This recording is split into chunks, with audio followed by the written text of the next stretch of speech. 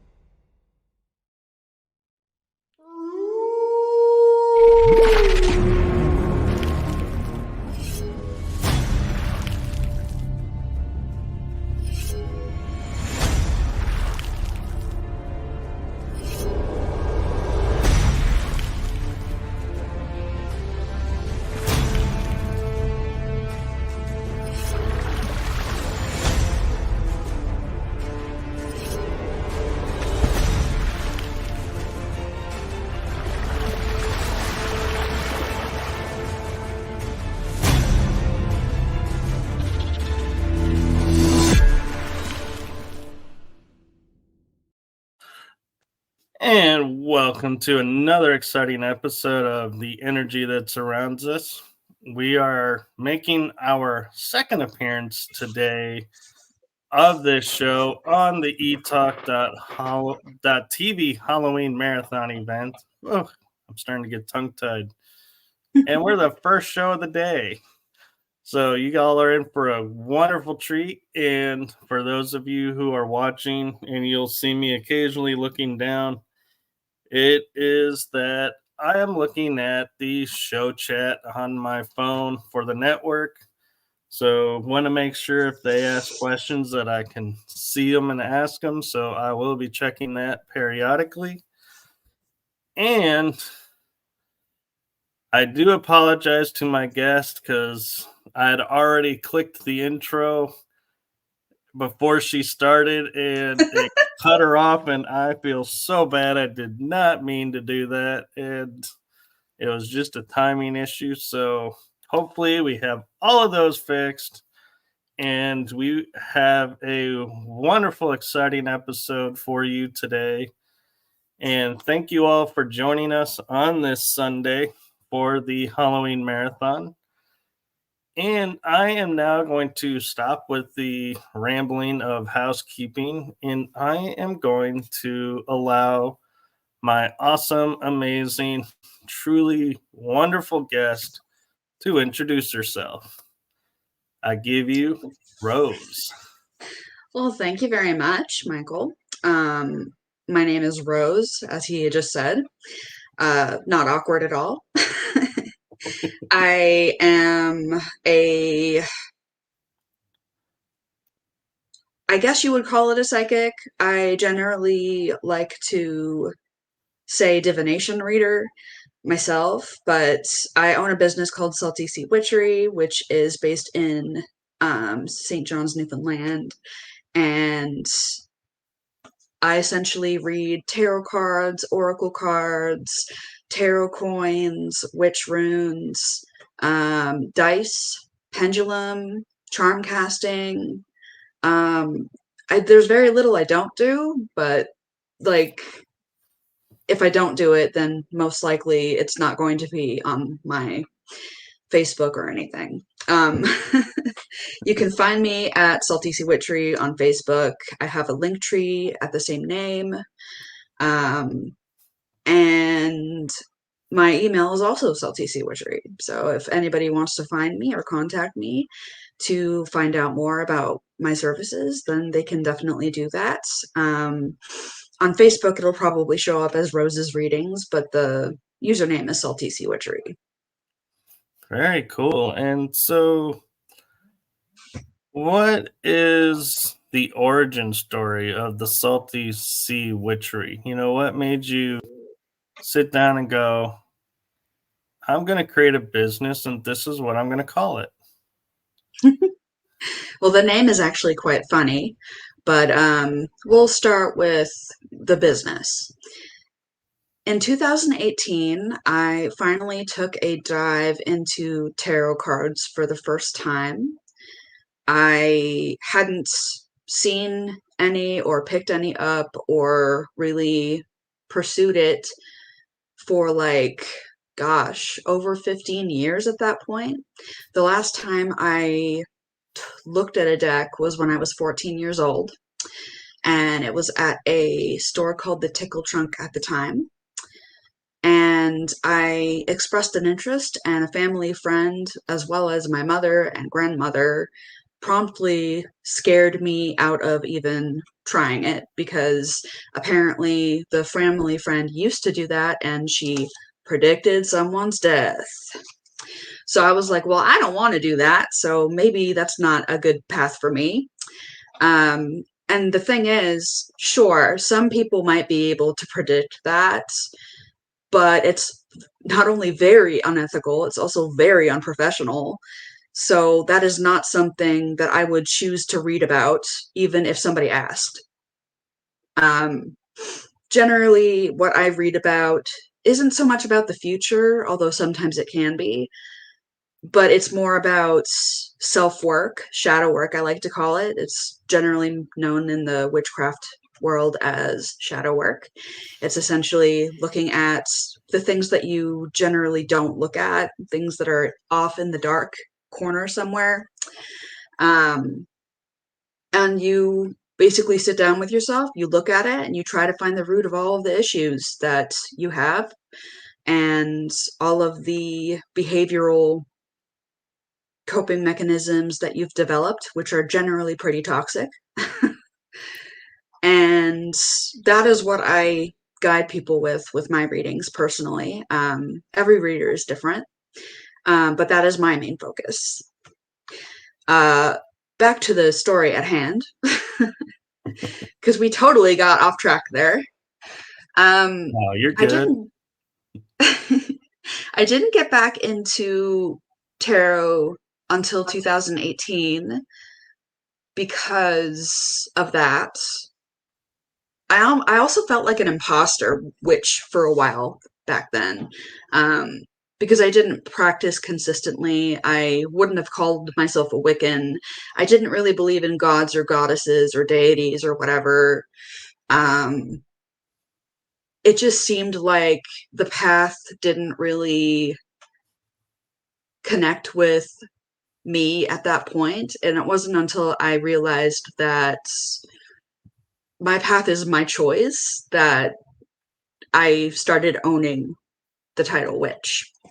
So after I started doing that, I started practicing tarot because another of my friends decided to download an app, and through curiosity kind of started learning it. And so I guess I kind of was inspired by her to like get into that.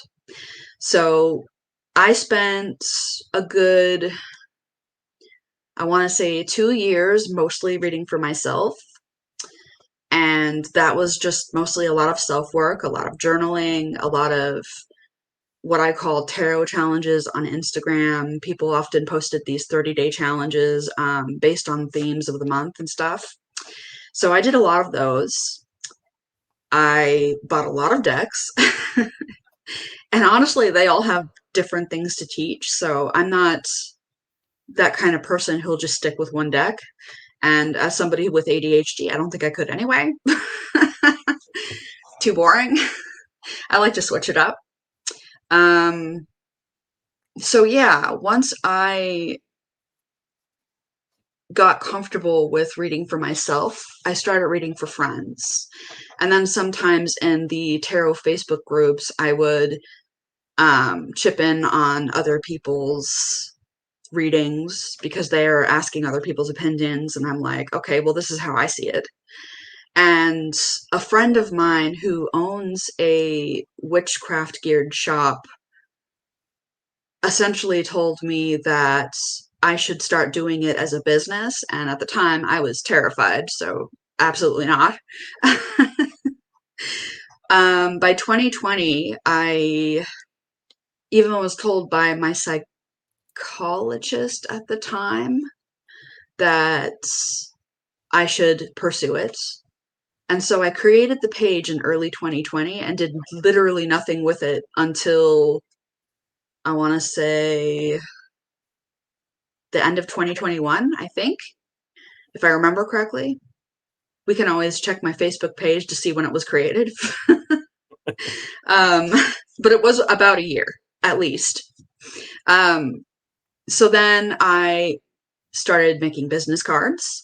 I started putting them in stores, and I just kind of waited.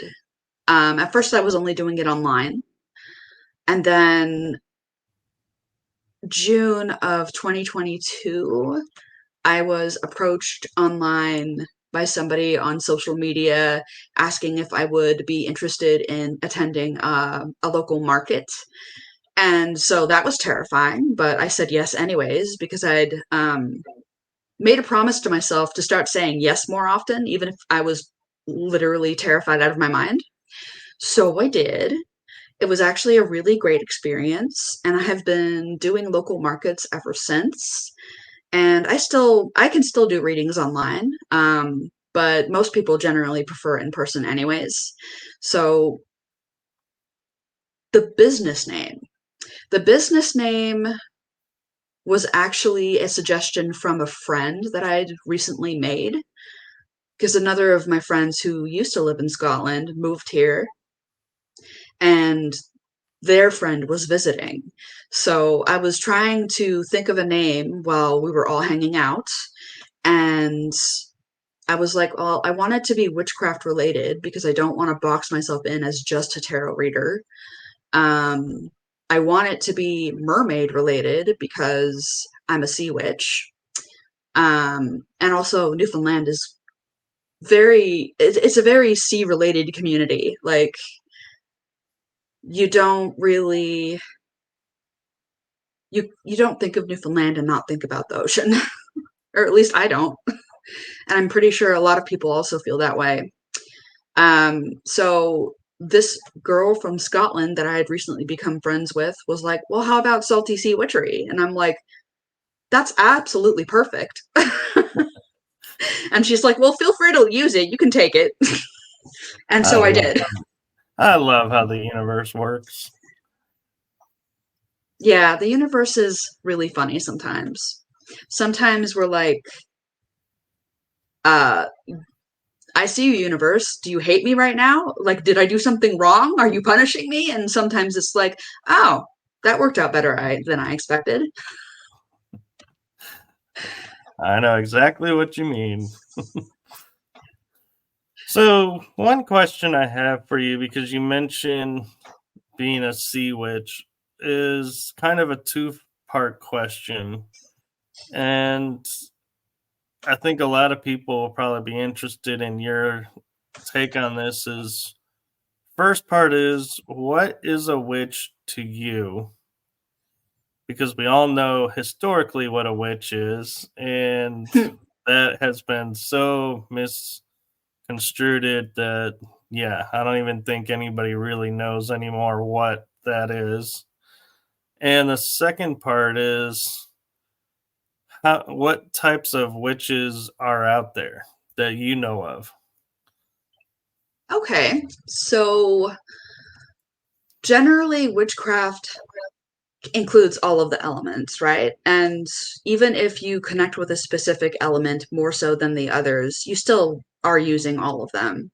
You don't limit yourself to just certain things, or at least I don't, because that would greatly condense what I'm able to do. So, different types of witches. Oh, let's start with what is a witch.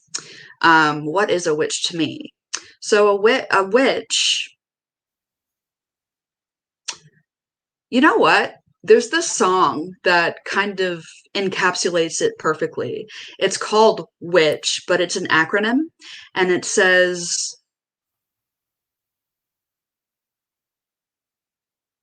what is it? Woman who is in control of. I'm gonna have to look that up at some point because I can't remember now. That always happens when you're put on the spot. I put myself on Oh the yeah. spot and then I blanked. Woman who is in total control. A woman in total control of herself. Yes, there we go. I got it. Yes, It and I only just took found it. it only took 1 minute of stuttering. Yeah. So Cole for me, did it. witchcraft is about kind of reclaiming your power, because we all know that women have universally been kind of squashed into this little box by literally everybody. And we are so much more than housewives, mothers, um, lesser workers who don't get paid as much, women who didn't used to be able to vote who now can because we kicked up enough of a fuss. um, it is about being confident in yourself. It's about healing. It's about taking control of your life and believing in your own power to create the life that you want for yourself. And a lot of that is done through spellcraft and manifestation and energy manipulation. It's not a green hag standing over a cauldron using eyes of newt and the other gross stuff that uh, media likes to tell us. Although I'm sure there are some people who deal in the more grotesque people, because there are death witches, there are people who work with bones and animal carcasses and stuff like that. That's not my wheelhouse, and I won't pretend it is. um, Different types of witches. I mean, obviously, there's death witches who help others pass on or help police investigations to find people who are missing. And sometimes that's because they're gone. Um, there are eclectic witches, which is basically a little bit of everything. I guess what I would generally call myself is an eclectic sea witch, because I relate most to the sea. I am very drawn to the ocean. I'm very connected to it. Heck, when I was a kid, I basically made the ocean my imaginary friend. That is not even a joke. I don't blame you. I love being on the ocean. It's beautiful. Everything about it is great. Um, well, maybe not getting capsized in the middle of the ocean. That would be terrifying, but you got to respect the power. Exactly. You shouldn't have been out there if it was a storm. Yeah, exactly. Um, there are also green witches, which concentrate more on nature and plant life and herbs and stuff like that. There are kitchen witches who do most of their practice through cooking. There are, let me think, what else? Hmm. Nothing else is coming to mind right now, but I'm sure there are lots of others. Oh, Norse pagans, people who follow the Norse gods and stuff. There are a few of those as well. Celtic witches. There are witches who practice voodoo and hoodoo, which are closed practices, of course. Um, there are just so many varieties. Like I couldn't even hope to possibly list them all. And I'm kind of curious because I know history turned witchcraft to a dark place and made them out to look like these dark entities that are doing dark deeds and basically, yeah, everything dark.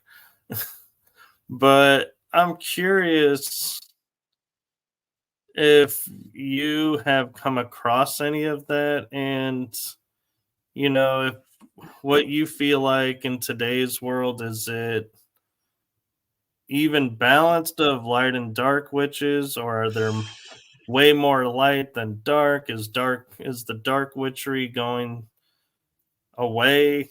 Has it kind of run its course? I'm curious of your opinions on those. Well, light and dark are kind of subjective, right? Because in the end, in reality, life is gray. There, you cannot have light without dark. Both exist always.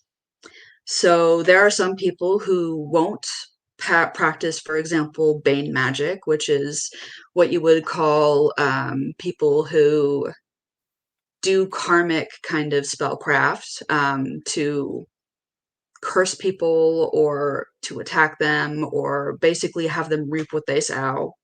Sow, whatever. You know what I mean. Right. Yeah. um, I think that if you were to think about light witches, you'd probably think about Wicca because Wiccans only practice magic that doesn't harm anyone else. One of their main rules is do as you will as long as it harms none. Um, Interesting. That's the first I've heard of that. oh, really?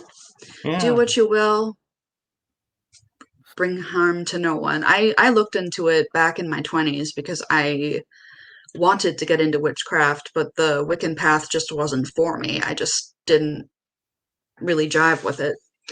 Now I realize that I'm basically just a complete rebel and I have to follow my own path in everything. I am not a rule follower. I'm a rule breaker. I follow them when I feel like following them, and then I break them when it's not working. Yeah. Yeah. And when I say it's the first I've heard of that, is I studied paganism for a year, and I went and studied paganism because, like you were saying, I wanted to learn how to do magic that didn't harm anyone and didn't harm me. And all of the stuff that I was reading into, like paganism versus the Wiccans, were Wiccans kind of walked the fence more than the pagans. And so it's interesting when you say your experience was the Wiccans were the ones that were completely do no harm. Yeah, that is like one of the biggest things. They believe in the law of three, which is if you do something to harm others, it's going to come back at you three times as bad. Okay. Well, that's good to know. Then that's another one of those societal myths just nipped in the butt right there. Well, honestly, I think what you believe has a lot of power in it. If you believe you're going to get punished for doing baneful magic, you're absolutely going to get punished because you're going to attract that energy to you. If you don't believe you're going to get punished, then you're probably going to not see any consequences to it. Um, it really like that's based on in manifestation. Energy begets energy. It's like magnets. The universe doesn't really think about, or rather, it's not even a human. It's just existence. It's the world, the reality as a whole. It's cosmic. It's cosmic power. The universe likes to put energy with other energy that is like that energy. So if you are putting out good vibes, then you're going to get good vibes. If you're putting out bad vibes, then you're going to get bad vibes. If you believe you're not worth anything, then you're not going to be worth anything. Well, Okay. that's not the best way of saying it because obviously your worth is inherent. But if you believe you're worthless, then you're going to attract people and situations that kind of cement that belief. Right. And so a lot of it is so attention is a lot to do with the magic. And I'm curious too, as you know, I mentioned paganism. I know there are some people that are like pagans are not Wiccans. Wiccans don't like pagans. Is that really a division between the two, or are they all really like just the siblings who just don't get along and they're both really doing the same things? Well, as a whole, I mostly have seen it on social media in certain witch groups that I'm in. People of all paths are in the groups. And if somebody posts something about baneful magic, then we have a lot of people in the comments going, you can't do baneful magic. You'll get karma on your ass times three because you're supposed to do no harm. And so when that happens, then all of the other practicing witches who don't believe in the law of three or aren't Wiccan get all up in arms about it because, well, they practice as they wish to practice. Just because a Wiccan believes that the law of three is absolute does not mean that other person who posted the post believes that. Do you know what I mean? Like, I do. it's kind of, it's no different from Christianity and other religions. Like, everybody thinks they're right and everybody else thinks the other person is wrong. Yeah, and I'm kind of curious a little bit too is, you know, how did you go from reading cards to saying, you know what, I think I'm be better off as a witch? How did you branch that? I generally like to say that I've always been a witch. I just didn't fully accept it about myself because I felt like an imposter at the time.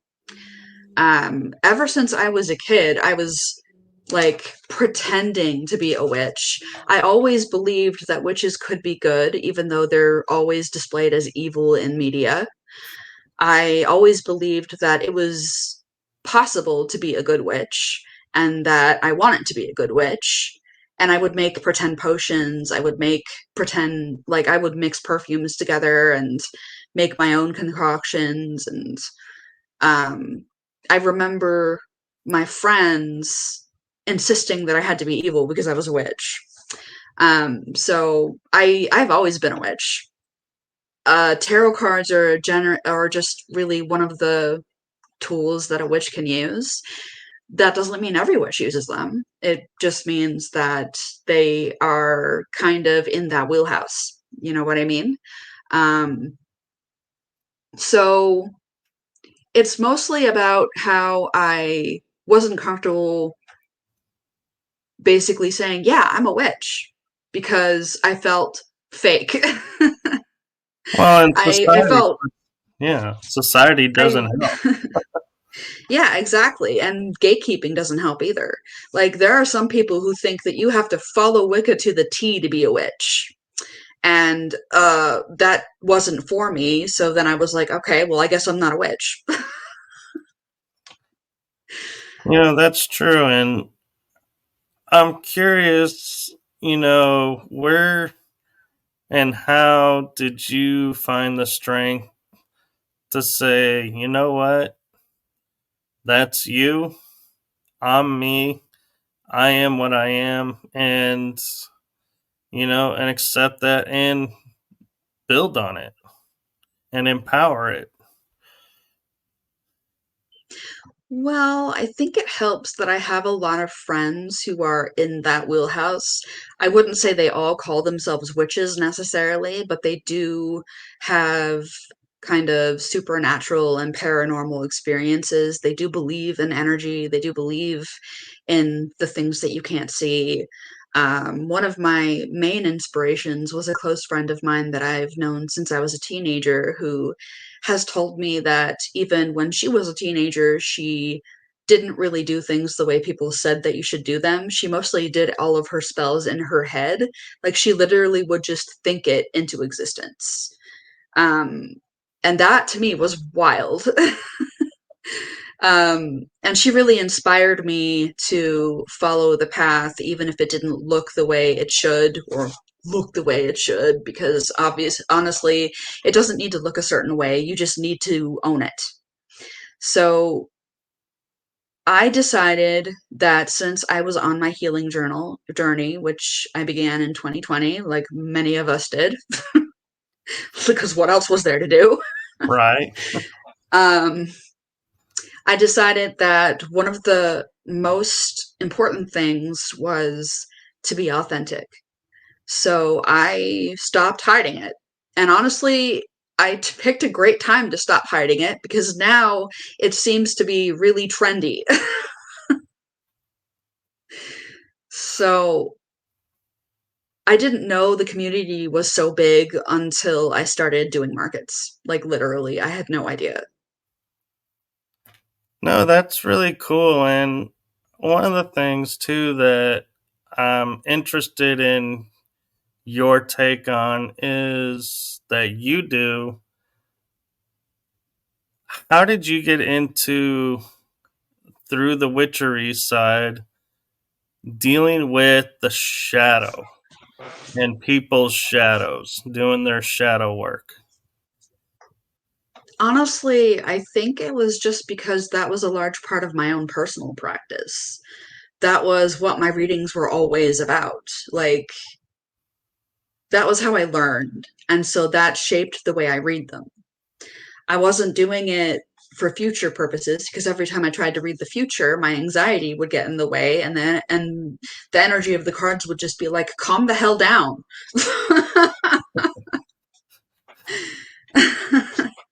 So when somebody else comes at me with a anxious future question, the cards say, calm the hell down. No, I like that, and I'm just kind of wondering too, is because with the time of the awakening that everyone's talking about, where we're all awakening to our true selves and doing a lot of this stuff, one of the things they say that we have to do is shadow work. We have to look at our shadows in order to grow, and so I'm curious with your work and everything. Do you feel like that's something that's causing an increase? Do you see that increasing more where people are coming to you and asking for your help with that? Or is it kind of just staying the same and you don't really notice a difference? Well, it's hard to say for sure because I wasn't open about being a witch before 2021 or so. Um, like I mostly just kept it to my friendship circle because they were like-minded people. Um, but I tend to I tend to notice that there's this like expectation for people like whenever they come to me at a market, they're like, "Oh, so what do you do? Do you tell my future?" And I'm like, I mean, that's a possibility, but it's not generally about the future. It's generally about what you're ignoring that you know you should be paying attention to, but you aren't, so you need to be called out about it. So I'm curious, if you were to do a reading and say, someone gets information that they don't really gel with, and you're like, well, that's because of this shadow issue that you've got going on. Do you flat out just say to them, look, this is a shadow deal and you need to look at? Or how do you go about letting somebody know who may be resistant that it's because it's their shadow that's causing resistance?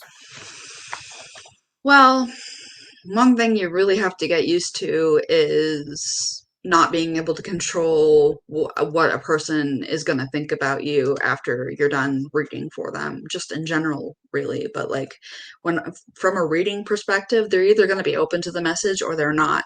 And when I notice that they're not open to the message, most of the time I can't read them correctly anyway.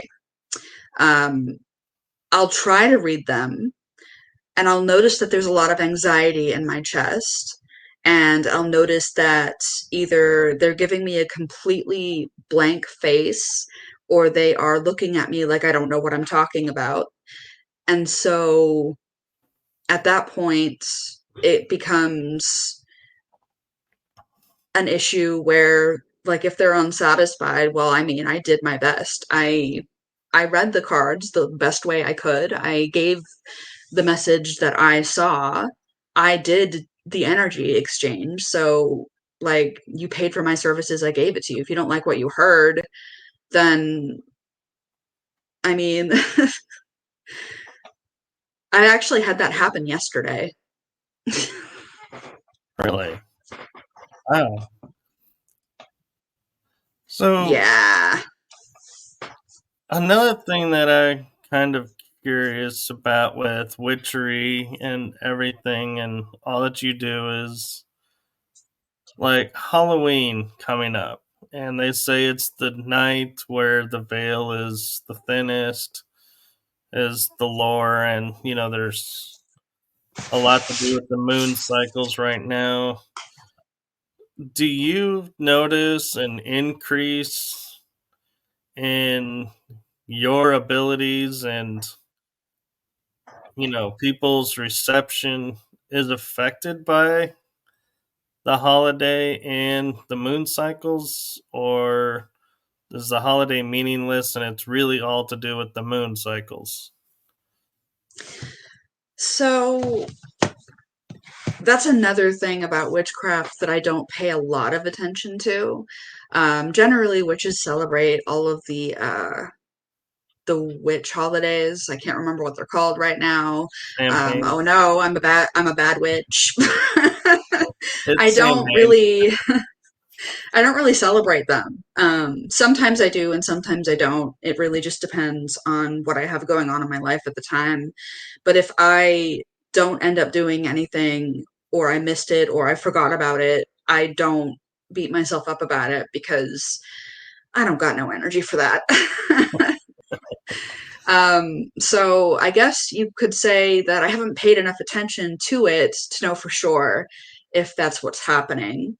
Um, I have heard it before, and I can tell you that I've had spirits get in contact with me during readings before, and it's generally not in October that that happens. It's generally in various other months, depending on what markets I'm doing and how busy it is.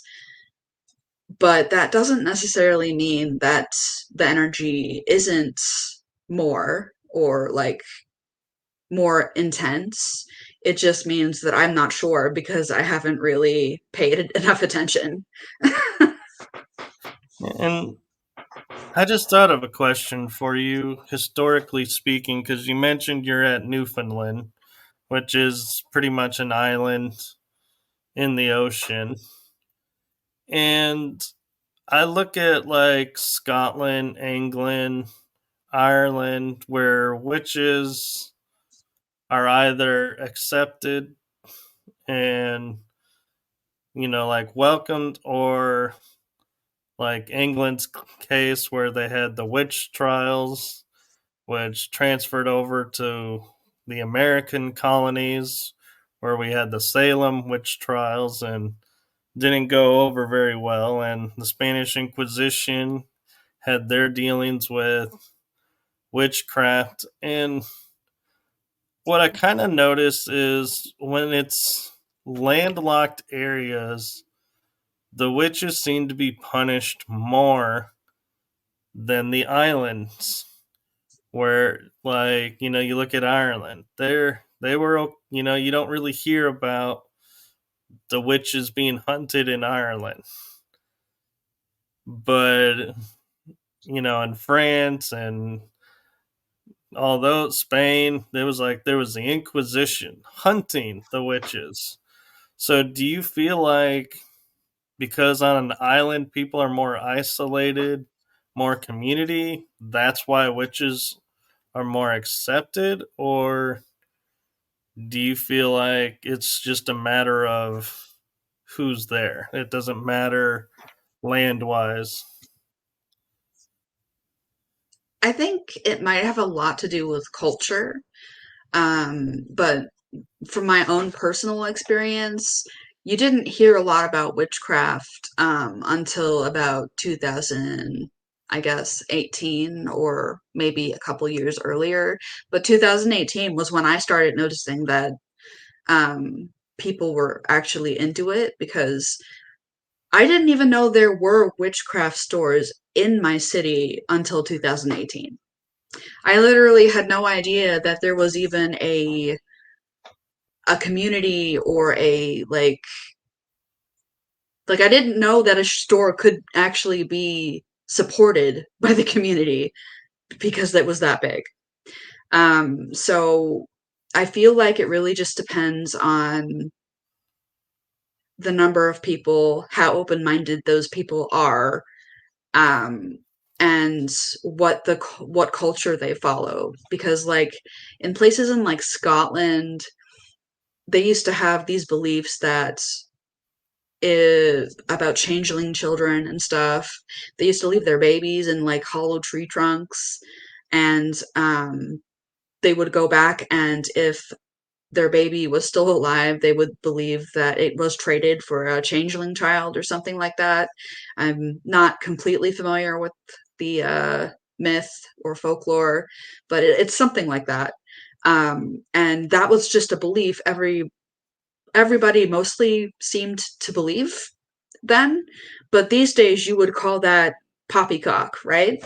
Right. Um, so I really think it depends on how many people actually adopt it into their culture and how normalized it is. And one thing you hit on that I find really interesting is, we go through our daily lives, we see the stores, we walk past stores all the time. And like you were saying, when you start to get into like paganism or witchery stuff, you're like, oh my gosh, there's a store here for it that you never noticed before. Do you feel like that's a magic to that store is unless you're into it and aware of it, you just don't see it? It's entirely possible because if you're open to it, the universe does give you signs and hints and like kind of nudges to nudge you in the right direction.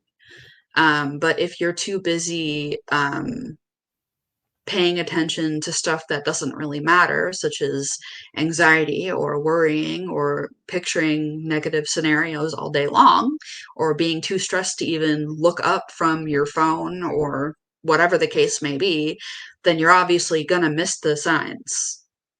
So it's entirely possible that that would happen. Like, people's paths are based on their energy.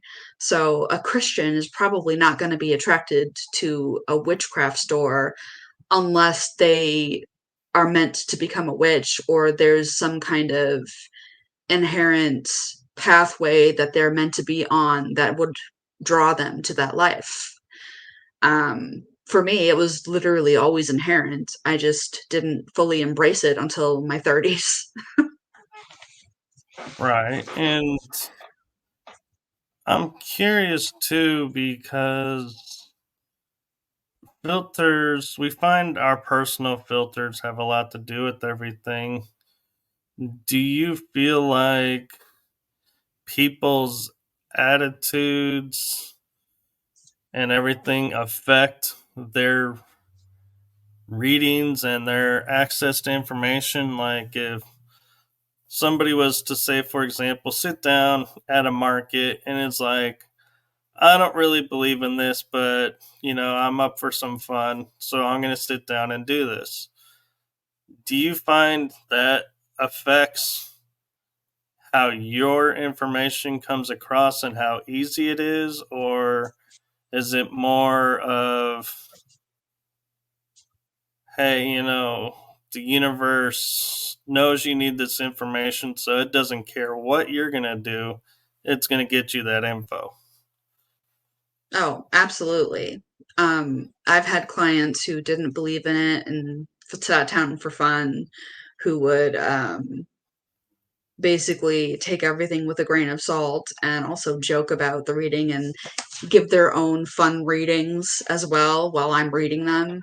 And I've had people who've sat down who are completely closed off to my energy for whatever reason, and I can't read them at all. And I've also had people who were fully skeptical who sat down and were blown away by my accuracy.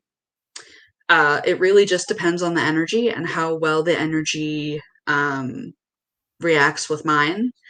If the energy isn't a match, then it's not going to be a positive experience generally. I've had people who have this like demanding presence who just don't jive with my energy at all, and their experience is generally negative. And I've also had people who wanted to not tell me their question, for example, and got a completely off base reading because I didn't necessarily know what should be focused on. And I'm not saying I always need a question because general readings are fine. Um, but if they want something specific and they don't tell me the question, they are probably not going to get an answer that they were expecting because the cards will focus on what they most need to know if I don't know what the question is.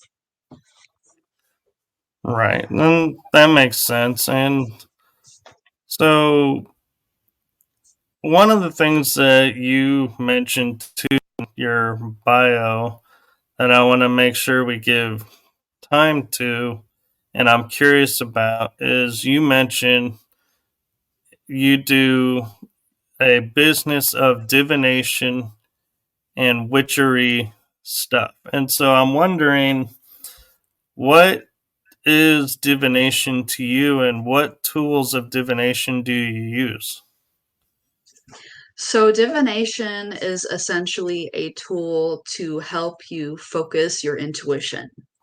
You don't need a tool to do that if you're really in tune with yourself, but sometimes it helps to have a focus. For example, sometimes I can't fully grasp the message unless I take a look at the guidebook and like there's a certain word or phrase that triggers the whole message for me. So I will absolutely unapologetically look at my guidebooks, and it's not that I'm just reading their meanings. It's more like I am taking what the guidebook says and opening myself up to the message that wants to come through in a way. It's almost like a spark that gets me there. Um, when it comes to the types of divination I do, I read tarot cards, I read oracle cards, I read tarot coins, which are, I have a set of 24 coins that encapsulate the 22 major arcana cards plus two blanks. I read witch runes. I read dice. I have divination dice that I can read. I can do pendulum readings. Generally, just yes or no questions. I haven't explored more in-depth questions yet. And I also do charm casting, and I think charm casting is probably one of my favorites. So, what when you say charm casting, what does that actually mean, and why is it your favorite? Charm casting, honestly, I was first introduced to it by, I think I saw it either on a YouTube video. Yeah, it was probably a YouTube video. And what this specific person did was take a bunch of random jewelry charms or knickknacks or whatever and they would cast them in on the table or in a like container of some sort, and then they would look at them and just intuitively read them. And I found that extremely intriguing. So I went about collecting my own. And I also have a little guidebook that I got from Etsy for that. That also tends to help a little bit. And essentially, how I read them is I have this tray that I put them in, and for general readings, I'll use a kind of a themed mat. So this mat has this grid of different themes, like what my soul wants to tell me, or like what my love life need, like what my love life's message is, or like financial stuff, or like, and depending on where the charm lands, that is what that charm is, that's the message the charm wants to focus on. So basically, it's like a variety of things, and you get a lot of information from it. Um, And as for what you can use jewelry charms, you can use knickknacks, you can use bones, you can use literally anything you could possibly think of, so long as it has a meaning to you.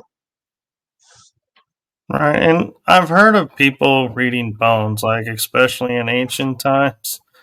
And that always interests me because they look like either little chicken bones or bones that they found somewhere and they're just throwing them out and they're like, oh, this is the message. And that has so interested me and confused me because I'm like, what is so unique about these bones that they're giving a message? Is it really the bones, or is it just like the person's just throwing them and the message is coming from within and they're just using the bones to say, oh, this is where it came from, so they don't sound crazy having voices in their head? Well, like I said, just like tarot cards, the tool is really just a kind of focus for your intuition. Some people don't need tools at all. Some people can just do it intuitively without looking at anything. Some people are still honing their intuition, and therefore a focus is definitely easier. And sometimes the tools are for the client's benefit, I would guess, because if there are psychics out there who don't need tools, they probably just use them so that the client has something to interact with. Um, I mean, I can't speak for every psychic or anything like that, but like that's what I would think would happen if they didn't need tools. Like a client is just going to look at you like, where are you even getting this information if you're just telling them from the top of your head? Right. um, And yeah, and society is very, it's easily goes to get this person a straight jacket. So it's like, yeah, I wonder if part of it too is, trying to keep yourself from those moments. yeah, honestly, these days I don't worry about that so much because the community has been so trendy lately. It's way more accepted than it used to be, as far as I'm aware, which is really nice because it makes it easier to be authentic. Which is a good thing. And it's a show of growth of the culture and the people. And I'm wondering too, is you mentioned tarot coins. I have never heard of this. And so, how does a tarot coin work, and why are two of them blank? So I found this item in the witchcraft shop that I usually visit. It was this tin can full of coins. Was the first time I'd ever seen them, and I was like, I immediately have needed them. Like I was like, these are mine. Like I have to get them.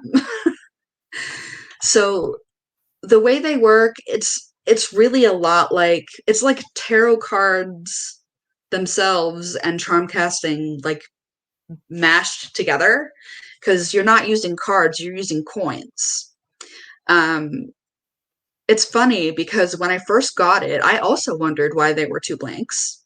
So I emailed them to ask. And the company told me that the blanks were there in case one of the coins were lost or to be used as a completely different message based on what your readings are. So I leave them in there just in case it's important because when they pop up, there's usually a meaning. It's just not always like you have to get into the reading before you fully understand why it's there, if you know what I mean. It's like putting a puzzle together. Right. And so I'm imagining the picture of the arcana is on there. And so when you say it's the major arcanas, so the minor arcanas aren't in the coins, or both arcanas are in the coins? So the minor arcana aren't included. The major arcana are what the coins focus on. Oh my god, can you imagine 78 coins?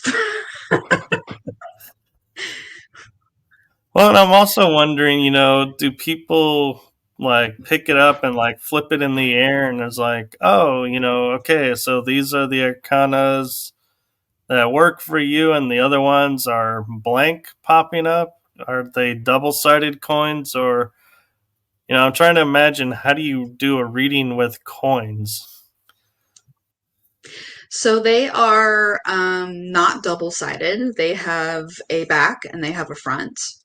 And honestly, the coins are really easy to pick out as opposed like regarding which one they are.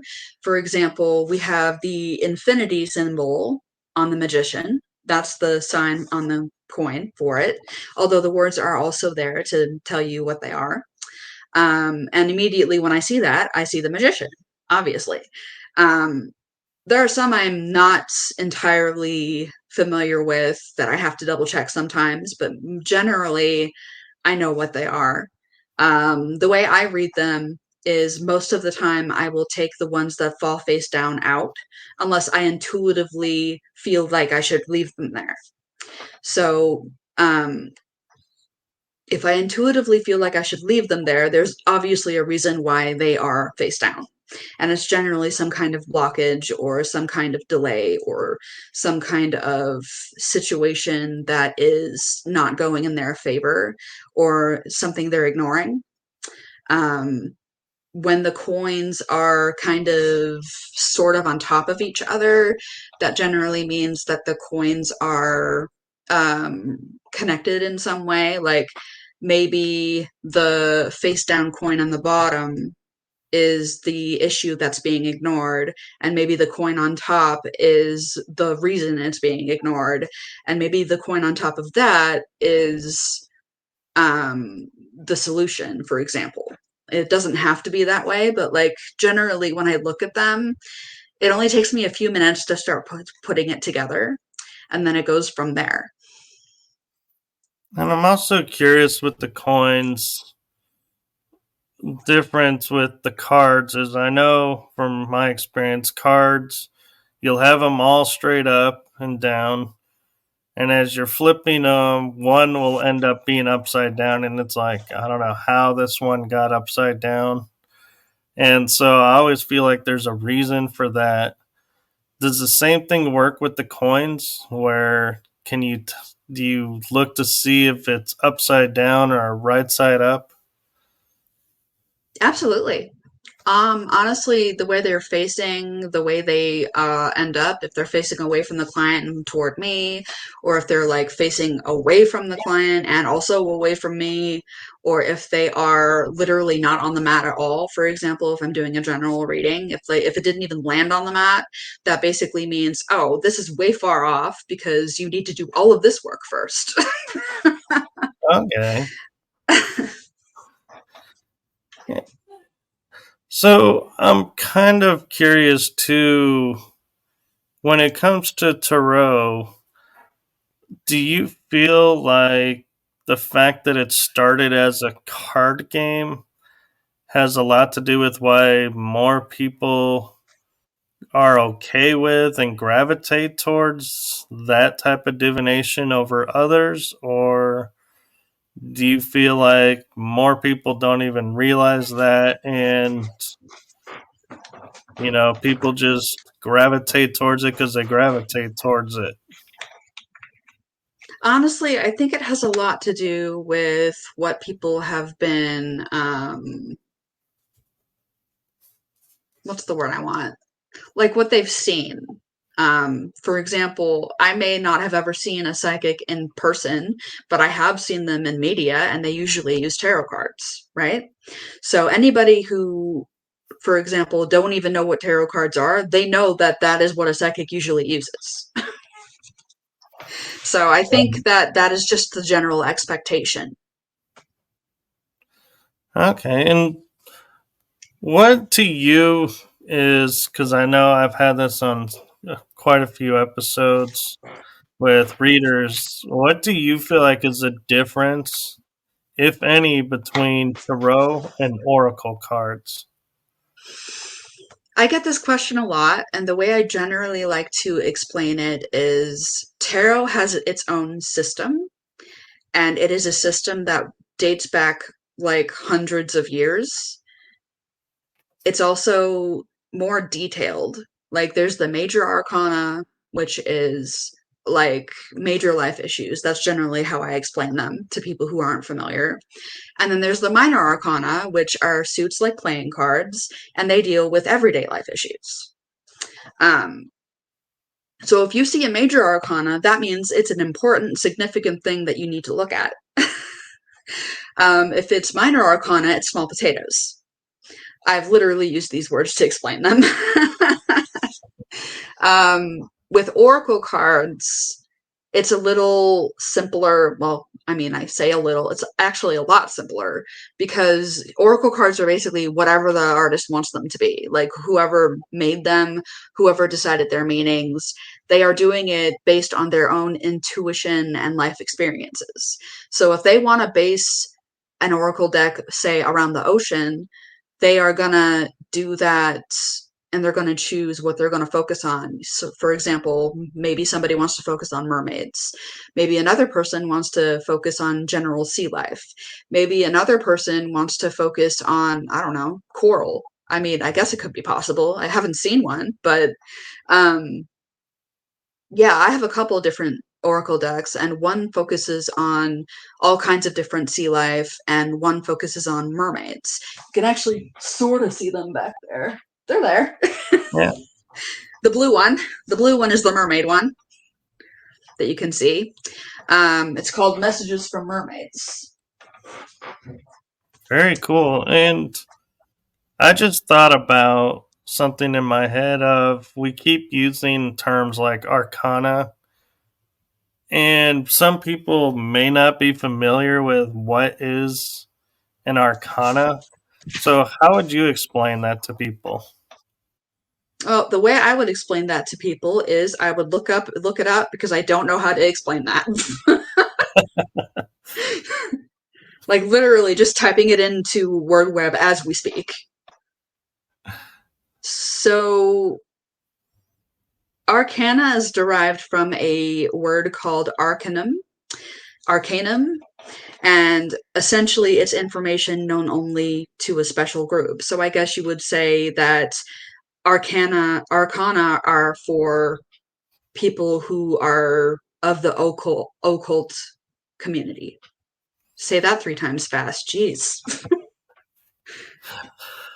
So, and also, I want to ask how you would explain which cards are major versus minor, if that's something that can be explained without showing the cards, or if you want to grab a deck to show, you can. I'll leave that up to you.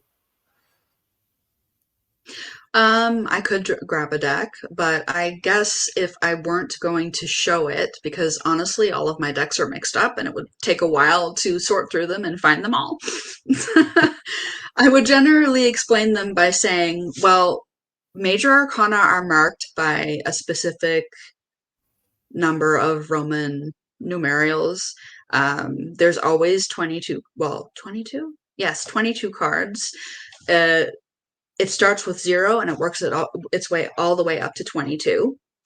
And all of these cards have a unique name that is not repeated in any of the other minor arcana.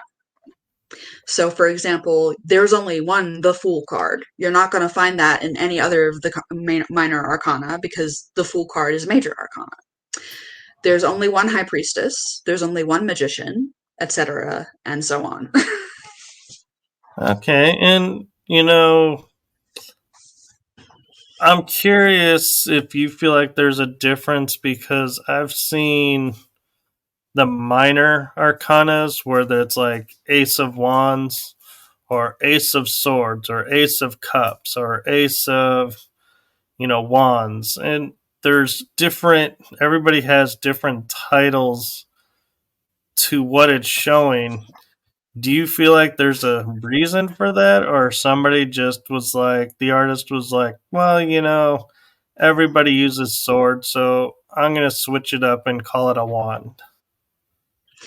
Honestly, when it comes to swords and wands, some people make really strange choices regarding what they're going to call them.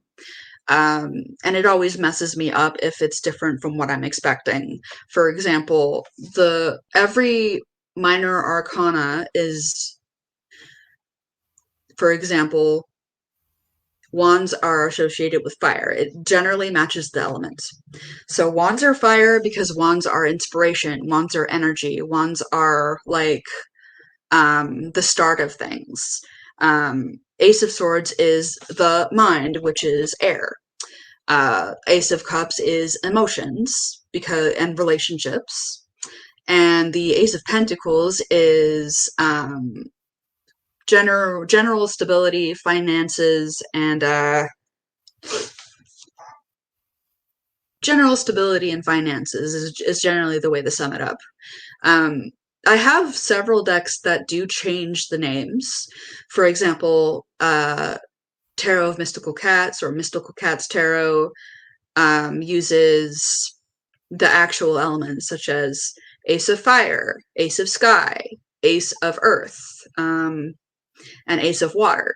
And the reason they do that, I would assume, is because it's cat based and cats don't know what wands or swords or pentacles or Right. cups are. Well, they know what cups are. They know that they get knocked off the table when they play with them. Yeah. But that's about it. They know So laser. for cats, it makes more sense to base it on the element. For example, my Fallout deck, that one's based on Fallout 4 lore, and I will tell you one thing: you would think the Ace of Lanterns would be actually wands. It's not. It's cups, and that always messes me up. That is interesting because I would have associated it with light, not necessarily, or Exactly. wind, not Like necessarily lanterns have fire. literal fire in it. Yeah, well, fire, or it could be wind because it's like, I don't know. I think my first reaction was air, but yeah, I get the fire too. I think it's probably fire is too obvious, being that it's lit in the middle, like you were saying. But I was like, I don't know. Lanterns are kind of like guides, and what guides us? Air and the wind. Yeah. I can't remember what wands are in that deck right now, but I can tell you that it's not something I would have guessed. And I definitely didn't guess it when I looked it up. I was like, why is it this? It should be lanterns. What are they doing? Yeah. um, and then we have the Buffy deck. I actually happen to have the guidebook here with me. And that one I know uses stakes for wands because obviously it uses chalices for cups because that is it's It's a an old form of cup. timey witchcrafty kind of thing. They use scythes for swords because, I mean, it makes sense. and then they kept pentacles the way they are. I wonder if pentacles, because of the stigma that they Money. got for a while, that they changed it to coins to try and make people more comfortable with it. I don't know, honestly. I've never heard anybody say that. I think that it really just depends on the theme of the deck for the most part. I have ones that call them coins. Can't remember which ones they are right now, but sometimes they use pentacles, sometimes they use coins, sometimes they use earth, such as in Mystical Cats Tarot. Um, and sometimes they use something completely different, like in Fallout Tarot, which I also cannot remember what they are at the moment because it's, again, not something you would ever think about. And it's really just to do with the lore. Like they want to match everything with the theme that they're using generally. What I find interesting is like you correlated swords to the mind. It's the more the mental card. Mm-hmm. And I have a friend that I grew up with, and we were talking, and he was doing a presentation, and he said, well, when you look at the word sword, and if you move the S to the end of it, what do you have? You have words. Mm-hmm. So the swords are like your words. And I was like, whoa, that's really cool, and never put that together and thought about that. So I'm wondering, do you kind of feel like, yeah, the swords, like when somebody's having issues and a sword card comes up, that they're having a hard time communicating and their words aren't coming through properly or something? The way I look at swords, I didn't think about it that way, but it really makes sense when you mention it. Because when you were saying that, I was like, it's words. Obviously, it's words, which makes total sense because we're literally like our brains are just telling ourselves stories all the time. That's literally what our brains are doing 24/7. And the stories can either be complete bullcrap or they can be real. And generally, they're only so real as our own real life experiences because everything is colored by our own perceptions. So when it comes to swords being about thoughts and the element being air, we're thinking about things we can't see. Because you can't really see air, can you? You can see stuff blowing around in air. You can see a tornado blowing stuff around, but Oh, you can't see wind. unless it's icy outside and the temperature is very low, then yeah, you can see your breath, which is air, but no, you can't see the wind. No, I'll give you that. Yeah, exactly. And even when it's cold, you're seeing water because water turns to ice. You're seeing the smoke from your saliva, which is still liquid, turning into smoke, I guess. Vapor, um, yeah. vapor, whatever. It is still two elements mixing together. So you're literally never seeing air, you're seeing how it interacts with other elements. That's true. I never thought about that, but yeah, you're right. It's you can never actually ever truly see air because even if you mixed a color into it, like put a wind tunnel and put like a can of paint under it to show the wind, You are you're still using adding an liquid. element, so it's not a true representation. Exactly. So when it comes to swords, they're used for cutting, they're used for wounding, and so are words. We hurt ourselves with our own thoughts all the time.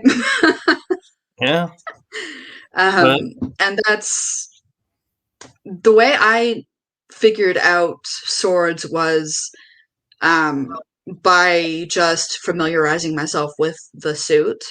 Every single sword card is to do with belief or thoughts or making a decision or feeling stuck or whatever. And all of these things are invisible beliefs in your mind that you're only seeing because you're choosing to see it that way. yeah, that's true. And looking at the major arcanas for a moment, talking about how we see them and how that influences everything. I loved when I was doing readings and with the tarot, and we mentioned the Fool card or the Tower card or the Death card would come up, and people's reactions would always distract me for a few seconds because it was funny to see their reaction, because you're like, it's not what you think. Hold on, let me explain what this card really means, because when you're looking at it, it has a different meaning from what it actually means. Do you find that yourself, and people's reactions to certain cards just kind of trip you up for a second? Oh, absolutely. I got tripped up by them all the damn time. Um, Actually, what you were talking about reminded me of a reading I once did for a client with the Fallout deck. And again, I don't remember what wands are in that deck right now, but it was a wands card that I was thinking about because this guy um, asked me a sort of health question, but not a like every time somebody tries to ask me a health question, the first thing I do is say, I'm not a doctor. I can't diagnose you. I cannot tell you whether or not you have, for example, diabetes. And I won't do that because it's unethical. I will Right. tell you what the cards want you to know about your concerns. And that's what I will do. I will not give you an answer. That is what a doctor does. um, Right. so essentially, what happened is he was worried about his health based on his dietary situation, and how his mental health was affecting his choices regarding food and stuff like that. And one of the cards that popped up was the Knight of Wands, which is a different name in the Fallout deck. But I can tell you that that deck, the Knight of Wands, is literally a coffin. It depicts a coffin, and it's because the character that is being represented in the deck is a character that dies in the game. So as soon as I saw that card, I was like, this is not a death prediction. This is not a death prediction. I'm telling you right now, it is not. It is a warning.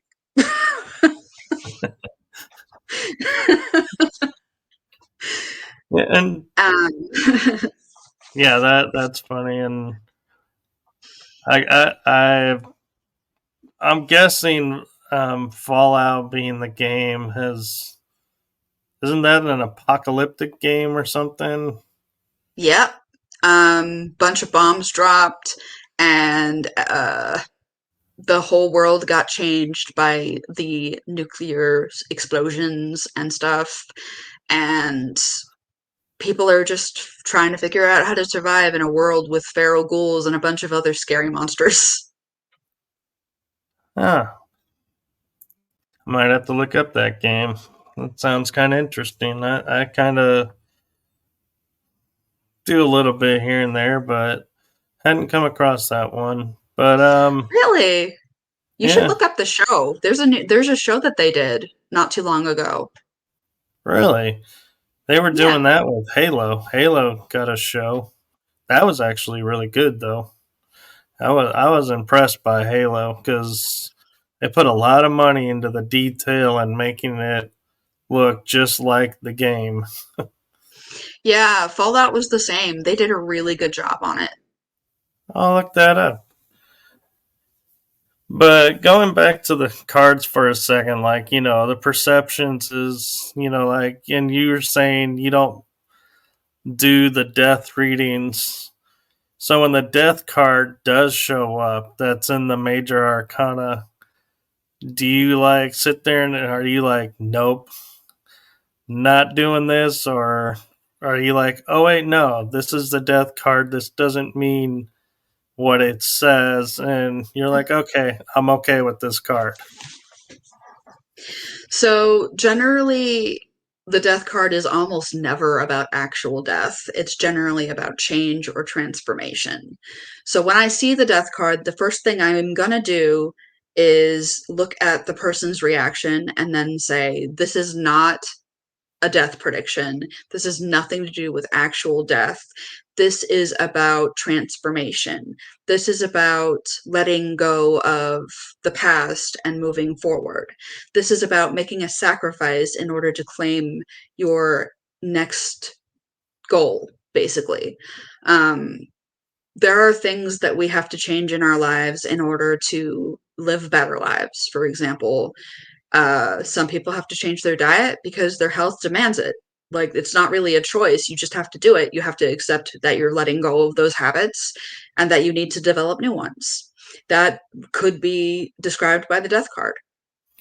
Right. And when I was doing readings a couple of times for friends or at a fair and the death card would come up, I would look in their face and see the look in their face, and I'm like, okay, yes, this is a death card, but it's a death of an old pattern or an old idea to give birth to a new one. That's what this card is representing. It's not a physical death. It's not Yeah. predicting your death. And then they were like, really? Which, then they got curious. They're like, oh, well, which idea, which pattern, which, this or that is dying. And I'm like, well, that's up to you. Which one's not serving you right now? And so it was like a way, I think, of by putting it that way, drawing them in to the reading too, and go and getting their curiosity to go, oh, I want to know, what is this? This sounds interesting. What? And instead of going, oh, it's a change. Well, yeah, change happens all the time, and they may just be like, okay, whatever. Do you ever find you have to do that with some of the cards? Is worded in such a way that you can see the person's like veering off and going, ooh, I'm glad this card came in because now I can pull them back in and make it to where they're like really into it. I've never had that thought specifically. I generally just do my thing, and if they're not receptive to the message, I can't make them be receptive, and I just accept that that is just their perception. Like, um, and if they're really impressed by it, then it's just a confirmation that I am giving them the correct message and that I'm doing what I'm meant to be doing. Um, because I mean, sometimes people's reactions can really shake your confidence about what you're doing. Right. Um, for example, I was at a market yesterday and I had one client ask me for a reading, and she said she didn't understand how it worked. And I said, well, I've a 3 card reading is $30 and I will interpret 3 cards for you. Um, I think she mentioned that she wanted to ask 2 questions, and I was like, well, you can, but the cards may only focus on one. Um, and so she sat down and paid and told me what she wanted the reading to be about. And I started shuffling the deck because generally what I do is I shuffle it until the cards fall out. I don't generally get the client to interact with the deck unless I am intuitively told that I need to. Um, for example, sometimes they just will not fall out, and then I get this picture in my head of me spreading the deck out and just letting them pick the cards. And sometimes I'll do that. And sometimes I'll get an image of cutting the deck 3 times and letting them do it that way. It's very rare, but I usually just do the shuffle till they fall out and then read them, unless they give me like 20, and then I put them back and try again. So this lady, she didn't seem to like my interpretation because it was a future question and, well, it wasn't an answer she liked. So she said, I want to put my energy in the cards and try again. So I was like, okay, fine.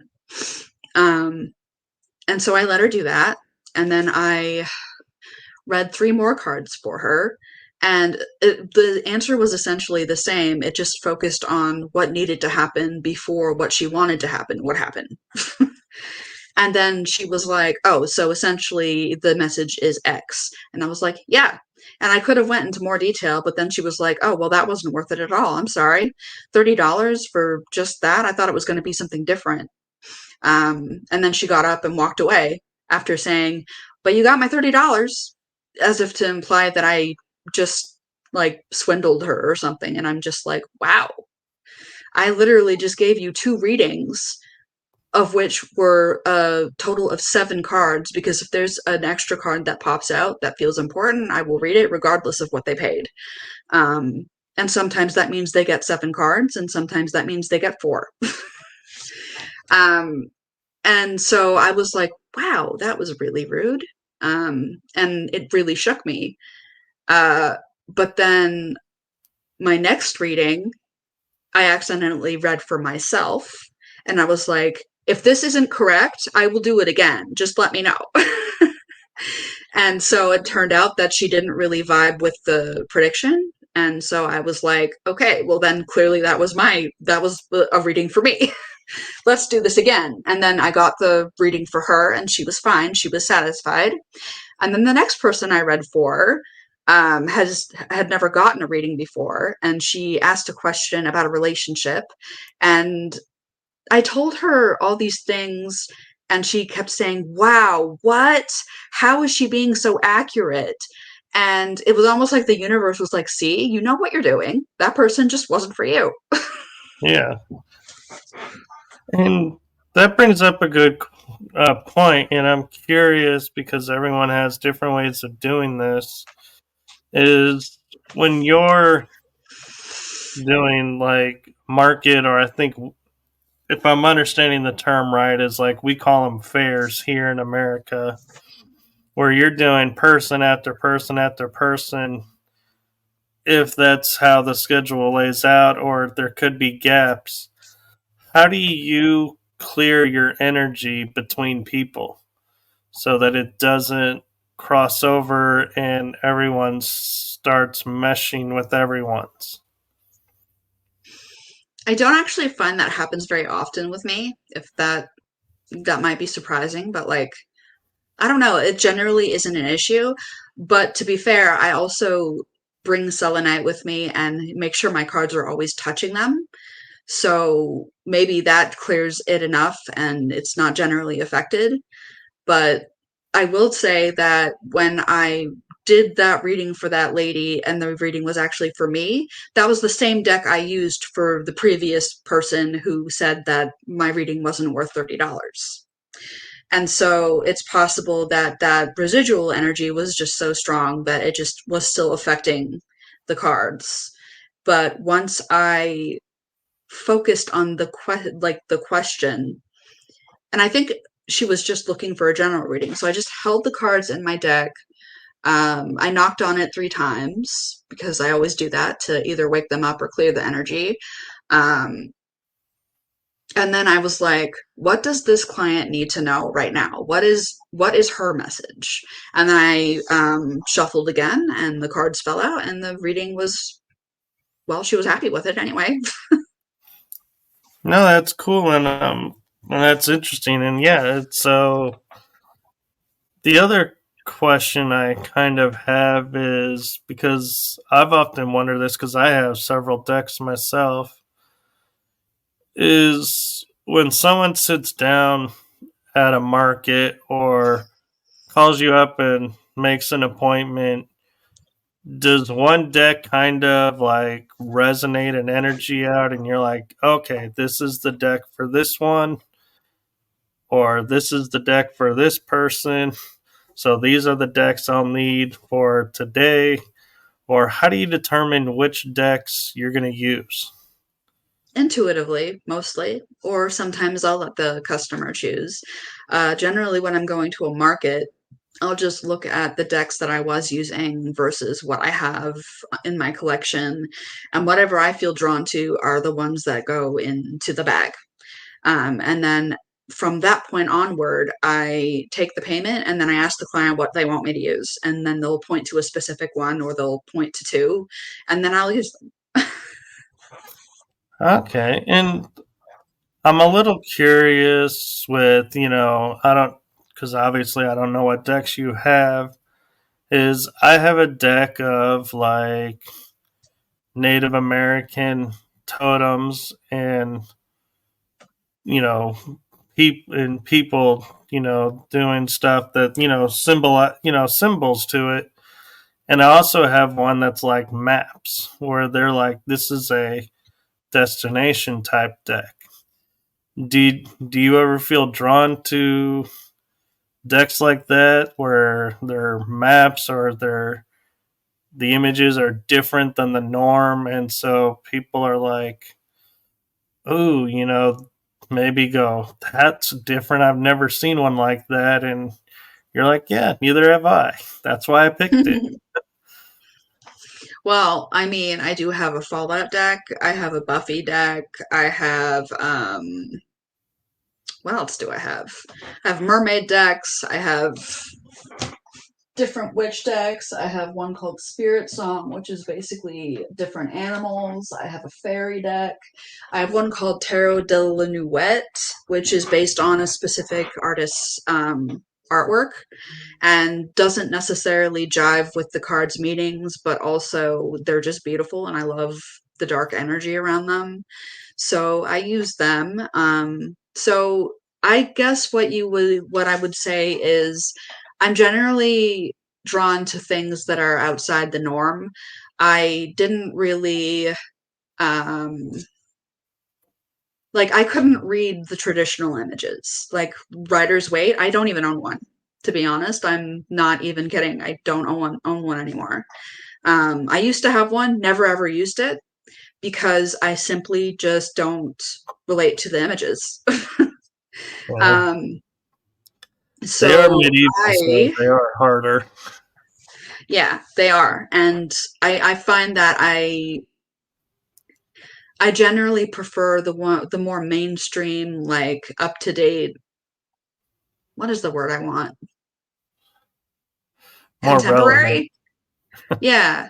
More, more to the times kind of thing. Like, I'm interested in fantasy based ones, I'm interested in witchcraft based ones, dragons, fairies, Buffy, Fallout, horror. Well, yeah, I have one literally called horror. My newest Halloween deck. Um, I have one called Shadowscapes, which is very dreamy and wispy and poetic.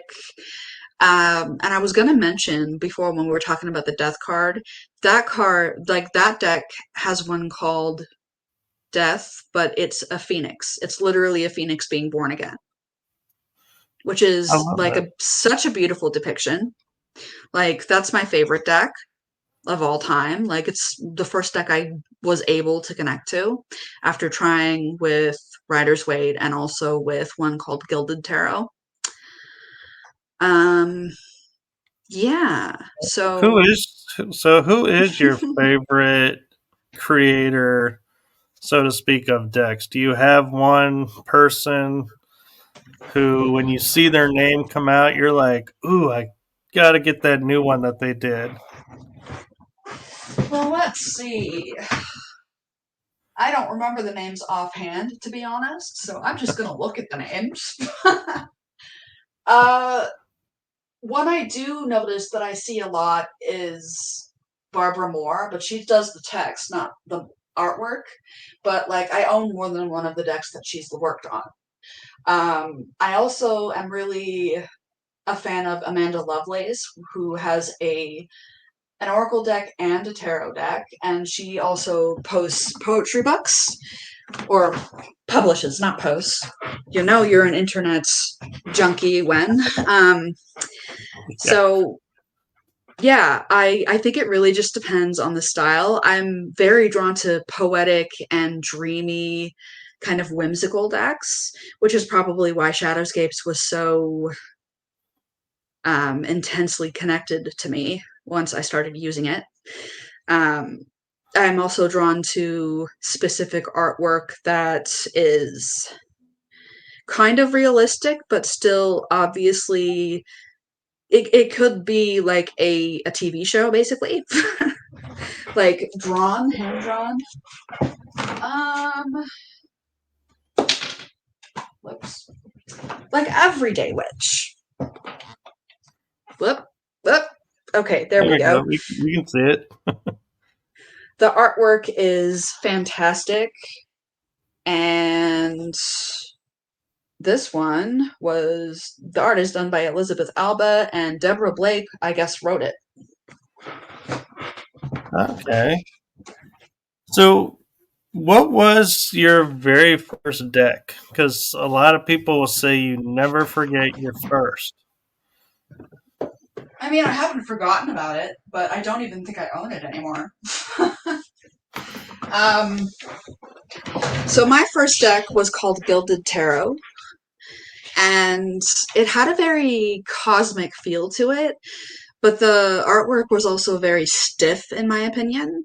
Like, the artwork was beautiful, don't get me wrong, I loved the artwork, but I just could not read them very well.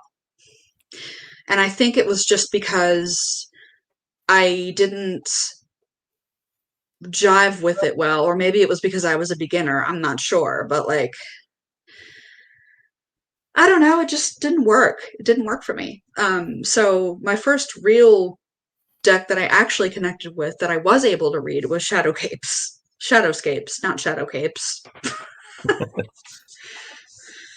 So, I'm curious because there's like a lot of legends and lores around the decks, like, how you obtain them versus, using them and everything. And I'm wondering, has anyone ever gifted you a deck and you're like, thank you? You look at it and you're like, I need to pass this on. This is not for me. Or are you like, you know what? I'm really glad this person gave this to me. And yeah, I love using it. Or do you just stick it on a shelf so if that person ever comes by, you're like, hey, yeah, here's the deck you gave me? My husband gifted me a lot of them, and they were already ones that I was interested in, so it's not like he had to work too hard. Right. There is one deck called Dreams of Gaia Tarot that a very close friend of mine, the one who actually inspired me to get into it in the first place, gifted me because she got it for herself and she was very connected to it. And I do like it, but I will say that I don't use it often because I don't find them easy to read by the cards themselves, and the guidebook is very detailed. Like, I'm talking pages of paragraphs about each one. Um, and sometimes I just don't have the energy for it. Um, Right. I do find, though, that it's very good with if you want to do a reflection of the year spread. I used to do one every year after Christmas, and I didn't do one this year because I got tired of the bad news. Yeah. I so, get you on um, that. Yeah. so I So, like it. The artwork is beautiful, but like I don't use it often. yeah. I want to switch to another tool real quick that you use that just popped in my mind, and I've been kind of toying with in the back of my mind and getting more and more curious about, and that was the witch runes. So, are those based on the Nordic runes, the Viking runes, or what actually are witch runes? So Norse runes are completely different. I tried the Norse runes and didn't connect with them whatsoever. When I saw the witch runes, or when I discovered that they actually existed, I was immediately excited and wanted them immediately. I happened to find a set at a market I was doing, and I got them for like $15 at the time, which was a steal. They were engraved moss agate, and they have their own symbols. They have their own system. It's not, I don't think it's anything like the Nordic runes. And I think it has existed for a while, although I'm not entirely certain how long. I know I read about it, but I have since sold that book. So there's 13 runes in it. There's one for man, there's one for woman, so you know it's old. We've also got one called Scythe, for example, and that is similar to death, where you cut away from things that don't serve you, or it can be bad news. There's one called Waves, there's one called Flights, there's one called Sun, and there's one called Eye, the Eye? Third eye? It's eye something. There is one Like I literal looked eye. up. Yeah, I Um, admit I looked it up online, and some of them do. Though it's interesting, like you say, they're not the Norse ones, but like I find it interesting when I was looking at the images. Like some of them is like witches have the letter Y, and the Nordics have a Y, but the line goes up through it. So it's like there's a little variation. I don't even know if they're the same mark, meaning the same thing, but yeah, and there is the eye, the crossroads, yep. sun, waves, Harvest. I think there's one called Romance. and it looks like, and I'm going to use the Irish, I think it's Irish or Scottish is where I get it from, but it looks like the triqueta in the witch's rune, and I'm wondering if it means the same thing. Like, is that the protection thing? And I'm also curious, though, too, is do you find like some of the definitions of what the symbols mean in the book? You're looking at it and going, that's not what I resonate to it as. I hear in my mind it's more of this, and so that's how I'm going to use it. Sometimes that happens. Generally, I find that that can happen a lot more with tarot because I'm more familiar with it. Like witch runes, I have been only using for maybe a couple of years, and not many people actually buy those readings. They're generally tarot, honestly. And some people just buy the other ones out of curiosity. But I like offering them anyway because I think all different types of divination is cool and it's nice to change it up sometimes. Um, I will say that I don't read the witch runes like literal man or literal woman all the time.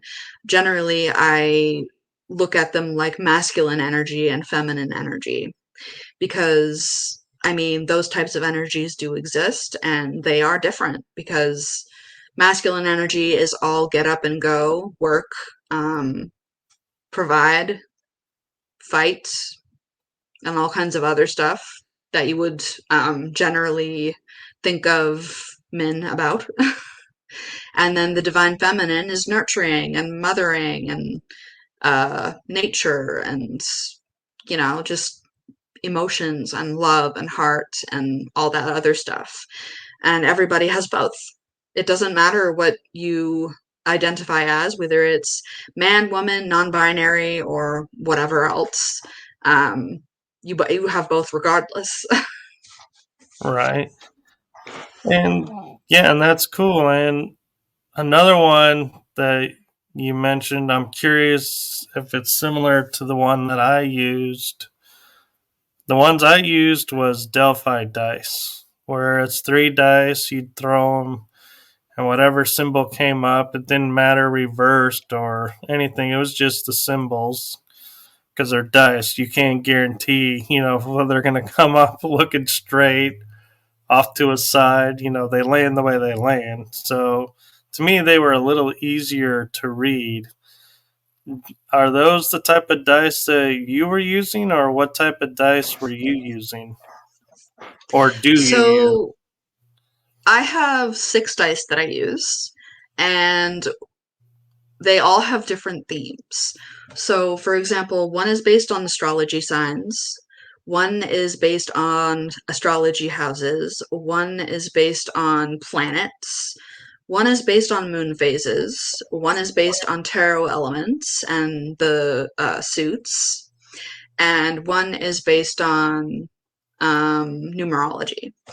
Uh, so, I don't know if I read them based on whether they're reversed or not. I think probably I do if I intuitively feel like that's relevant. But generally, I go by what the general symbol means. I still have to look at the guidebook most of the time because again, I'm not as familiar with those as I am with tarot because people don't really buy it that much. Um, And honestly, I find that I can't really read for myself with anything besides tarot and oracle. So I can't really practice on myself. um, so I forgot what the question was.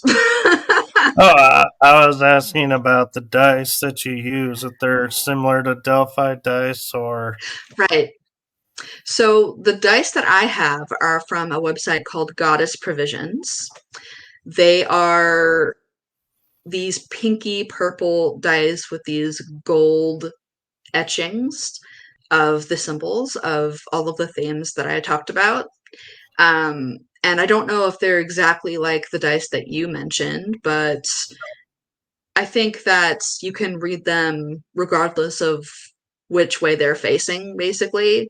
Like, it doesn't necessarily matter unless you intuitively feel like it matters. Right. And it's interesting that you would look at backwards, reversed or not, because it, to me, that would be too hard to determine, because it's like, I look at, like, say, Yahtzee, you throw the dice and the two may look going up to the right on one and up to the left on another. And how do you determine which way is the right way?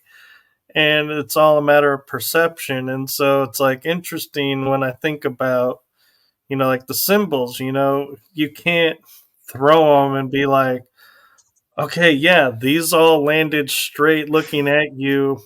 These are reversed looking towards me or over here off to the side. I'm like, dice land the way dice land. They don't land normal. It's because something hits it and it causes it to go offward. And so I'm like, yeah, it's interesting how you can intuitively look at it and go, well, this one is normal. This one's reversed. I'm like, wow, I don't think I could be able to determine that, because I'd be so thinking these are dice. They're going to go where they're going to go. I like to look at it like every single thing has a meaning, and you'll find that meaning if you're intuitively meant to find it. So whenever I see, for example, a tarot coin that's face down, I'm either going to pick it up and put it back in the container, or I'm going to leave it there because my intuition tells me to leave it there.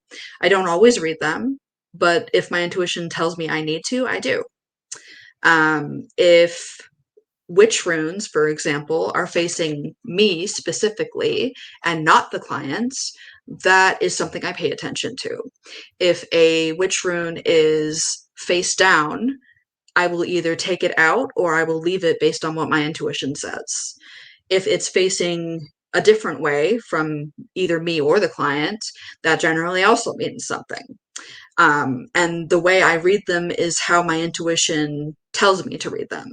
So if a thought comes up, or if I find something that seems relevant that I wouldn't necessarily always read with every person, I mention it because obviously there's a reason my attention was drawn to it.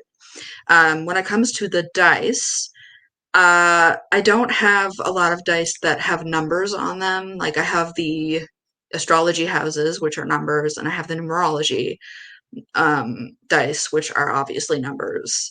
I don't necessarily pay attention to which way they're facing because the meanings for them are based in which each number stands for and which each house stands for. And that's what I pay attention to. But I mean, I'm not saying that I would never pay attention to it because if it did draw my attention, then obviously it needs to be mentioned. Right. And with 10 minutes left, wow, I can't believe we're already almost 2 hours in. I'm curious, that's one thing I'm curious about in astrology and dice and everything is houses. Where are these houses and what exactly do they mean? Because it always confuses me when someone goes, well, you have this sign in this house. And I'm like, what house? Where is this house you keep talking about? Okay, so astrology. Think of the sky like a map. It is generally a circle, and it encapsulates a certain space where you're born, basically. Like if you're born in St. John's, Newfoundland, then that is where your circle is. And the circle encapsulates all of the main planets, some asteroids, and also the sun, the moon, and yeah, I think that's about it. Oh, the rising sign, the vertex, and the I forget what the other thing is called. I forget. Anyway, that's not what's important right now. So imagine this circle like a pie. Each house has its own slice, and where the planets land in those slices depends on like what time you were born because they are always moving around the sky and they're never almost never in the same place when anybody is born. So even the time matters when it comes to when you're born. So if I don't have your birth time, for example, there's very little I can tell you. Right. And I'm not an expert either, but like even an experienced astrologist would say, I need the birth time to tell you more significant details, but this is what I can tell you with what I have. Um, the houses themselves, the first house is always the self. The second house is based on materials, financial stability, and I'm totally not looking up the houses on my phone right now because I'm blanking. Well, while you do that, I have another interesting question about that you may or may not be able to answer is I'm getting that there's a center that all these houses emulate from. But if I'm looking straight up to the sky, that center point is obviously me. But if I shift myself to looking to, say, the east, well, that has totally altered where that center point is. So, how do they determine the center to where to know all these houses are coming from? Because it changes on where your perspective of where you're standing. Or am I just looking at it in the wrong way and the center is always the individual and it doesn't matter which way you're facing? Well, that is a tricky one because some astrologers even do astrology charts based on an entire country. So I would assume the country is the center. I think it's really just made up of where the planets are in the sky at the time. And depending on who is looking at it and where they're looking at it, obviously the pie is going to look different. So for me, when I was born, my pie was based in Buren, Newfoundland, because that was where I was born. And so I was a Leo who was born on the 31st. I'm a Leo sun. My moon was in Libra.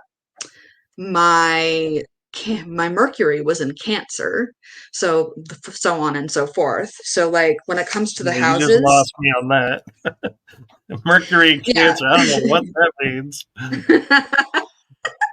So every planet lands in a certain house, and every house is ruled by a certain zodiac. So, for Oh, example, the houses change what zodiac they're in based on where you are in the world, I think, or where they are in the sky. I'm not totally sure about that. I just know that it changes based on every birth chart ever. Because I've looked at so many. So for example, where the sun is rising when you are born is what your ascendant is, which is one of the signs that you have. Your rising sign, for example, that's the general term for it. And the ascendant is the self, and it's always in the first house. That is what you would look for when the houses start. So I guess okay. that's a good way to do it. Yeah.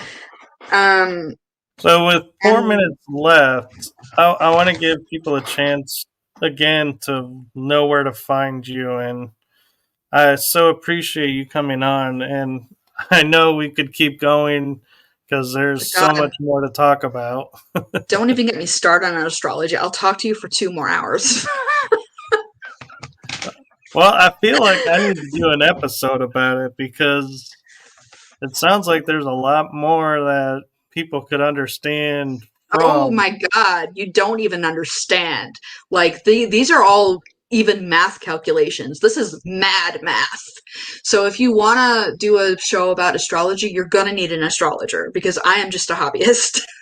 Yeah.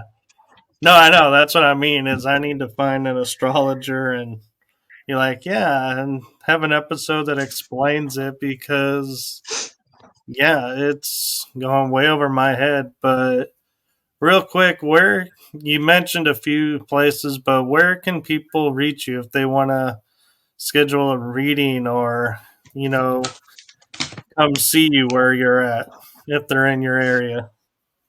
Well, I have a link tree with all of my links. The link tree is, well, I assume people know what the link is because, gosh, The why? link tree is in the Um, description. the link tree is in the description. So it'll pop up. You'll see like a water background. You'll see Salty Sea Witchery is the picture. You'll see Rose's Readings is the heading. And it links to my Facebook and my email. And it is obviously under Salty Sea Witchery because that's what all of my things are under. um, I would give my Instagram, but I literally haven't been able to log into it for almost a year because Instagram be difficult that way. Yes, I had my Instagram taken down and brought back, and they apologized for taking it down. But yeah, it was really awkward and took me like a month to be able to verify who I was. And I was like, you guys were the ones preventing me from verifying who I was and finally allowed it. So yeah, that got really interesting. But with the 2 minutes that are left on the show, I am going to take a moment to say thank you to everybody listening. And I have been aware that apparently everybody heard you really well, Rose. My mic, however, had issues, and I don't know what's going on. They've been messing with my butt decoder this weekend, so that's, really interesting how before nobody could hear, then it was just me. So I'm hoping in the replay everybody can hear. But coming up next on the eTalk Halloween Marathon, we have Hero Paranormal with Ryan Burns, and he's going to be delving into political chaos, the New York Times, and more. So do stay tuned and enjoy that episode. And to everyone out there on the radio, have a blessed, wonderful holiday. Have a great Halloween and a wonderful Samhain. Blessed Samhain, happy Halloween. All right. So thank you so much. And I so appreciate this. And I know it was kind of awkward when we reached out and we're like, never done an episode before. And I'm like, hey, let's do a 2-hour event. So thank you for trusting me on this one. It went way better than I thought it was going to, mostly because I was worried that I wouldn't be able to keep up conversation. See, I told you I do good with conversation. Yeah, you definitely do. You asked all the right questions because that got me into a rambly ramble. I think I'll take that as a compliment. Never heard it quite put that way, but yeah. Yeah, that's what I do. I ramble if I'm conversing with somebody. That's how it be.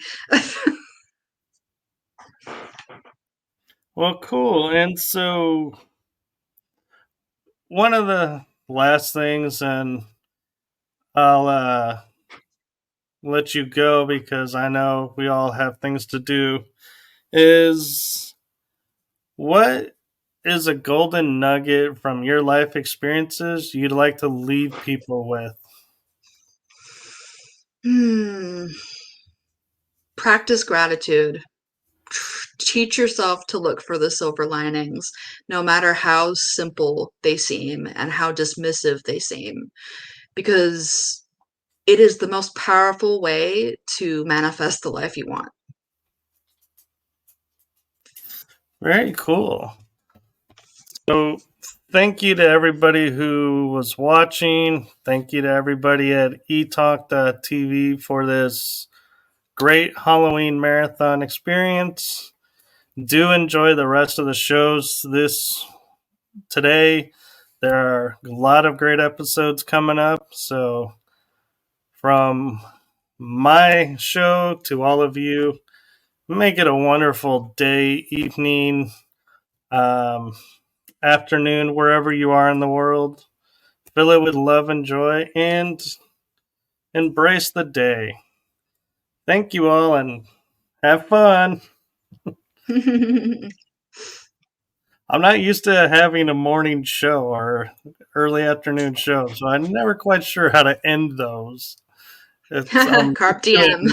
It's like I'm used to the end of the night going good night, and it's like I can't say good night. It's like it's awkward. The sun is still out, but I like that. What? Damn. I recently was gifted a mug that says Carp Noctum, I think it was, and that sees the night. Yeah. Which is so cool. That's perfect for night. It is. I have a friend that was running a haunted house, and her slogan for a lot of her shirts that she would sell were Carpe Noctem, seize the night. Cool. That was the first time I ever saw that quote. It is a cool quote. But all right, I'm going to launch the outro now. So we are out. So I will see everyone on the next episode. And Rose, you are welcome on this show anytime. Thank you for having me. It was a lot of fun. You're welcome. And thank you for trusting me on a 2-hour event. It was great. I'm glad. Thank you. All right. Enjoy the rest of your Sunday. Bye. Bye.